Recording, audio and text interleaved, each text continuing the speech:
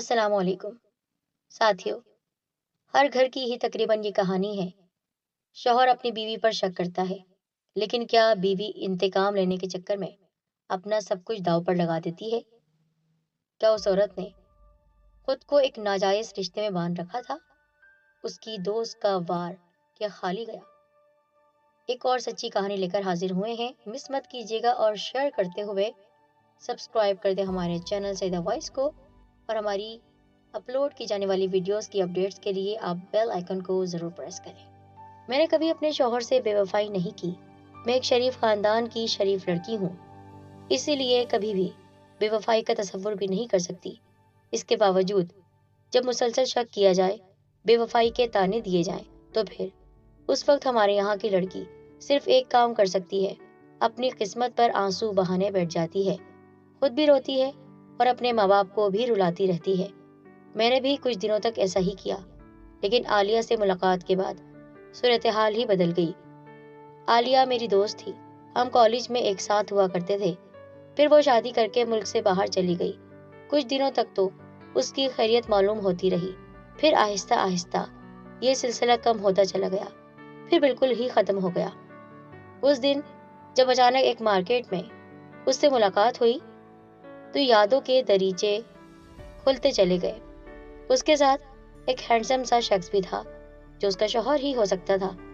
आलिया ने उसकी तरफ देखते हुए कहा, उमैर ऐसा करो, तुम चले जाओ, मुझे मेरी पुरानी दोस्त मिल गई है, हम कुछ देर होटल में गुजारेंगे। जरूर, उमैर नाम के उस शख्स ने मुस्कुराकर अपनी गर्दन को झटका और एक तरफ चला गया। मैं और आलिया करीब ही के एक रेस्टोरेंट में आकर बैठ गए। आलिया में इतने दिनों के बाद भी कोई तब्दीली नहीं हुई थी। वो पहले की तरह शगुफ्ता और शादाब थी। हमने चाय वगैरह का ऑर्डर देने के बाद बातें शुरू कर दी। यार, तुम्हारा शौहर तो अच्छा खासा हैंडसम इंसान है, मैंने कहा। हाँ, लेकिन ये मेरा शौहर नहीं है। तो फिर कौन है? ये मेरा महबूब है, उसने इत्मीनान से जवाब दिया। मेरे शौहर का नाम आसिम है और ये उमैर है। मैं नहीं समझी, क्या शौहर से अलहदगी हो चुकी है? नहीं नहीं, वो भी साथ है, बल्कि उसके साथ ही रहती हूँ मैं, उसने बताया। एक बात बताओ, क्या शौहर के होते हुए औरत किसी और से मोहब्बत नहीं कर सकती? यार, हमारे यहाँ ये सब नहीं होता। तुम चूंकि यूरोप में रहती हो, इसलिए तुमने वहाँ के तौर तरीके अख्तियार कर लिए हैं। अब तुम मेरी बातों के जवाब दो। क्या हमारे यहाँ के शौहरों को इस बात कहा कि वो अपनी बीवी की जिंदगी उजाड़ दें, उसका जीना हराम कर दें, उसको हर वक्त शक की निगाह से देखें, वो वफादार हों, इसके बावजूद उस पर बेवफाई के इल्जाम लगाते रहें? बताओ, क्या उसे कोई हक पहुंचता है? तो क्या तुम्हारा शौहर ऐसा करता था? नहीं, करता है। उसने मेरी जिंदगी अजीरन अजाब बना रखी है। औरत कब तक बर्दाश्त कर सकती है? मैंने सोचा कि जब वफा करते हुए बेवफाई के तारे बर्दाश्त करने हैं, तो क्यों ना बेवफाई करके दिखा देती हूँ। उसके बाद मैंने उमैर से दोस्ती कर ली और अब बड़े सुकून में हूँ। वो मुझ पर शक करता है तो करता रहे, क्योंकि अब मैं वाकई बेवफा हो चुकी हूँ। लानत हो ऐसे लोगों पर। और फिर तुम्हारा उमैर के साथ करीबी रिश्ता भी होगा? हाँ, हम बिल्कुल मियाँ बीवी की तरह हैं। मैं उससे अपनी ख्वाहिश पूरी करती हूँ, क्योंकि मेरा शौहर तो मुझे तरसाता रहता है और दिन रात शक करता है। मैंने अब अपने शौहर से लड़ना भी बंद कर दिया है, क्योंकि मेरी ख्वाहिश और मेरी तमन्ना उमैर पूरी कर रहा है। ओह, मुझे ऐसा लगा जैसे आलिया मेरी ही कहानी सुना रही है। मेरे साथ भी तो यही सब कुछ था। मेरा शौहर परवेज मेरे साथ ऐसा ही सुलूक करता था। तमाम तर वफादारियों के बदले उसे अपने बारे में हमेशा शक ही में देखा था। उसने भी मेरी जिंदगी अजाब बनाकर रख दी थी। आलिया आसिम के बारे में मुसलसल बातें करती रही और उसकी जिंदगी का हर मोड़ मुझे अपनी जिंदगी का दिखाई दे रहा था। शायद दुनिया भर की हर औरत की कहानी एक ही जैसी होती है, जिसका शौहर उसे बेवफा समझता है। एक ही जैसा सुलूक, एक ही जैसा रवैया, एक ही अंदाज। फर्क यह है कि 99% औरतें अपने नसीबों को रो धोकर खामोश हो जाती हैं, जबकि 1% आलिया जैसी होती हैं, जो ऐसे शदीद रद्द अमल का इजहार करती हैं। यानी अगर शौहर शक करता है तो वो उस शक को यकीन में बदल कर दिखाती हैं। एक बात बताओ, क्या तुम्हारे शौहर को उमैर के बारे में नहीं मालूम? मैंने फिर पूछा। नहीं, वो अभी नहीं जानता, लेकिन जिस दिन उसे मालूम हुआ उस दिन शायद कयामत ही आ जाएगी, और मैं ज़हनी तौर पर उस कयामत के लिए तैयार हूँ। लेकिन ये कोई अच्छी बात तो नहीं होगी। अब चाहे वो अच्छी हो या बुरी, वो मुंह बनाकर बोली। کیا آنسو صرف عورت ہی کی قسمت میں لکھ دیے گئے ہیں؟ کیا مردوں کو رونا اور فریاد کرنا نہیں چاہیے؟ کیا انہیں انگاروں پر نہیں لوٹنا چاہیے؟ اب میں تمہیں ایک بات بتاؤں۔ ضرور بتاؤ۔ بالکل یہی سب کچھ میرے ساتھ بھی ہے۔ میرا شوہر پرویز اسی قسم کا شکی انسان ہے۔ اس نے شک کر کر کے مجھے ذہنی طور پر اذیت میں مبتلا کر رکھا ہے، برباد کر کے رکھ دیا ہے۔ نفسیاتی مریضہ بن گئی ہوں میں۔ تو پھر تم نے اس کا کوئی علاج نہیں ڈھونڈا؟ نہیں، اگر تمہارا مقصد علاج سے وہی ہے جو تم کر رہی ہو تو بھئی یہ اپنے بس کا روگ نہیں، میں یہ سب نہیں کر سکتی۔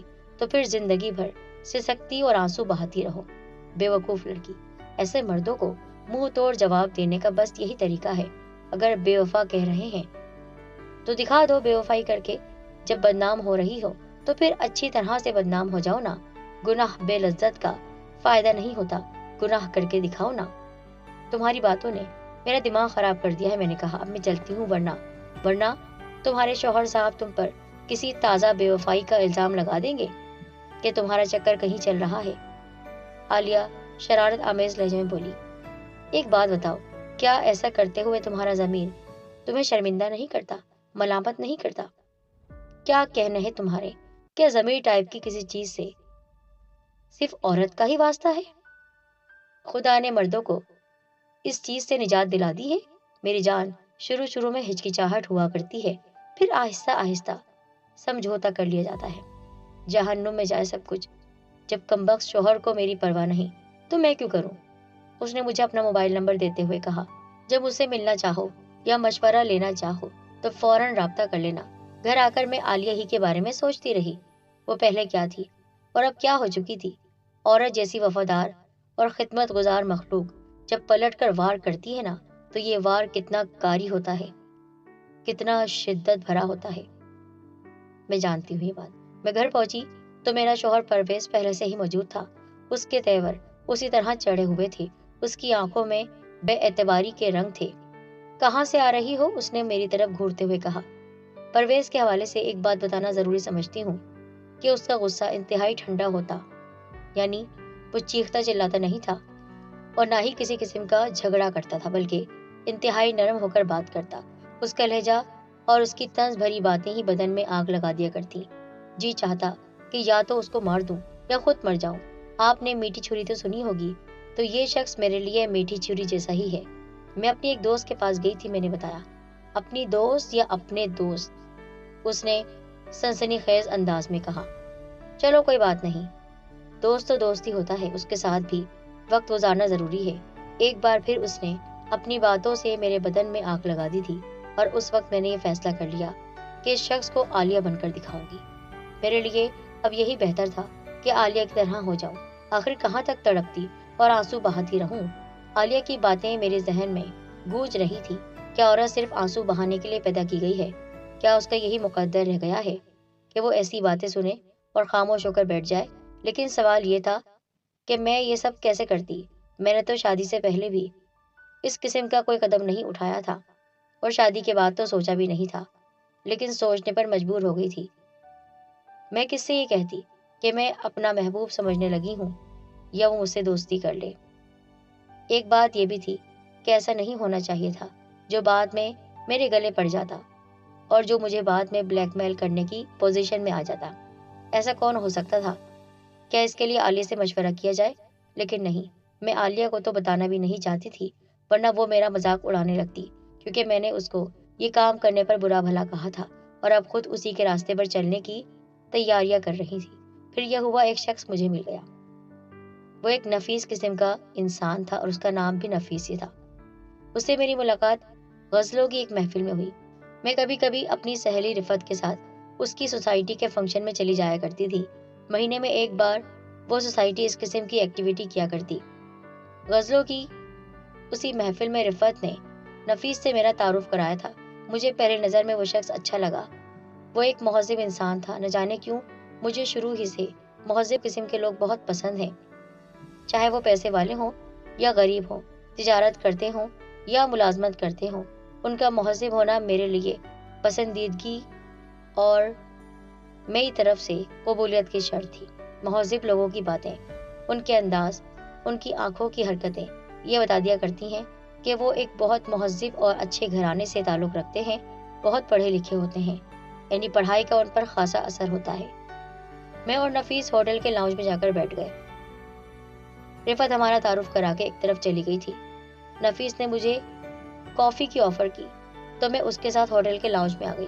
ہمارے درمیان ادھر ادھر کی باتیں ہونے لگی۔ میری توقع کے عین مطابق وہ ایک شائستہ شخص ثابت ہو رہا تھا۔ باتوں باتوں میں اس نے یہ انکشاف کیا کہ اس کی گھریلو زندگی بہت تلخ ہے۔ میری بیوی میرے مزاج کو نہیں سمجھتی۔ وہ کہہ رہا تھا، شادی کے لیے ذہنی ہم آہنگی بہت ضروری ہے، اگر یہ نہ ہو تو زندگی تلخ ہو جاتی ہے۔ نفیس صاحب، پھر آپ جیسے ذی شعور عقل مند پڑھے لکھے انسان نے ایسی شادی کیوں کر لی؟ میں نے پوچھا۔ اس لیے کہ بعض رشتوں کی مجبوریاں ہمارے راستے میں آ جاتی ہیں، ہم احترام اور محبت میں انکار نہیں کر پاتے۔ پھر یہ ہوتا ہے کہ وہ بزرگ جو قبر کے اندر چلے جاتے ہیں اور ہم قبر کے باہر ایک اور قبر میں ہوتے ہیں، زندگی افسوس کرتے اور روتے ہوئے گزر جاتی ہے۔ میرا خیال ہے کہ کسی مرد کو ایسی مجبوری کے الفاظ نہیں بولنے چاہیے، میں نے کہا۔ یہی تو پرابلم ہے کہ مرد کو عام طور پر مضبوط سمجھا جاتا ہے، لیکن وہ اپنے اندر کھوکھلے پن اور کمزوری کو اپنے لہجے اور رویے کی مصنوعی مضبوطی سے چھپانے کی کوشش کرتا رہتا ہے۔ میں بھی ایسا ہی ایک شخص ہوں۔ اس نے چونکہ مجھے پہلی ہی ملاقات میں اپنی گھریلو زندگی کے بارے میں بہت کچھ بتایا تھا، اس لیے کافی کی چسکیوں کے درمیان اپنی بیوی کے خلاف زہر نہ اگلے تو دوسری عورت اس کی طرف کیسے آئے گی؟ یہ لوگ عورتوں کے ہمدرد نہیں ہوتے ہیں، پر عورتوں کی ہمدردیاں اسی طرح حاصل کر کے ہمیں برباد کر دیتے ہیں۔ اف میرے خدا، میں نے ایک گہری سانس لی۔ میں بھی نہ جانے کیوں اس کی باتوں میں آنے لگی تھی، شاید پرویز کے رویے کی وجہ سے۔ رفعت کو پرویز اور میرے درمیان ہونے والے معاملات کا پتہ تھا۔ بے وقوف لڑکی، اپنے آپ کو سنبھالو، انتقام اور بدلے کے چکر میں برباد ہو کر رہ جاؤ گی۔ تمہاری دوست عالیہ نے تمہیں بہت غلط مشورہ دیا ہے۔ ہمارے یہاں ایسا نہیں ہوتا کہ عورت اپنے شوہر سے ناراض ہو کر کسی عاشق کی تلاش میں نکل جائے۔ تو پھر کیا کروں میں؟ خدا نے تمہیں ایک بہت طاقتور ہتھیار دیا ہے اور وہ ہے صبر۔ صبر کرو اور دیکھو کیا ہوتا ہے۔ تم یقین کرو سب کچھ بدل جائے گا، اور واقعی اب سب کچھ بدل گیا ہے۔ اب ہمارے 3 بچے ہیں۔ پرویز کی شک کرنے کی عادت بھی ختم ہو گئی ہے۔ میں یہ سوچتی ہوں کہ اگر میں عالیہ کی باتوں میں آ جاتی تو پھر میرا کیا ہوتا؟ میرا بھی کسی کے ساتھ ناجائز رشتہ ہوتا۔ وہ میرا شوہر نہیں ہوتا، لیکن شوہر بن کر حکمرانی کر رہا ہوتا۔ ہو سکتا ہے یہ پالیسی یورپ کی ہو، لیکن یہ پالیسی ہماری نہیں۔ میں تو اپنی بہنوں کو یہی مشورہ دیتی ہوں کہ اگر ان کے ساتھ اس قسم کی کوئی پرابلم ہو تو ایک ہتھیار سنبھال لیں، اور وہ ہے صبر کا۔ السلام علیکم۔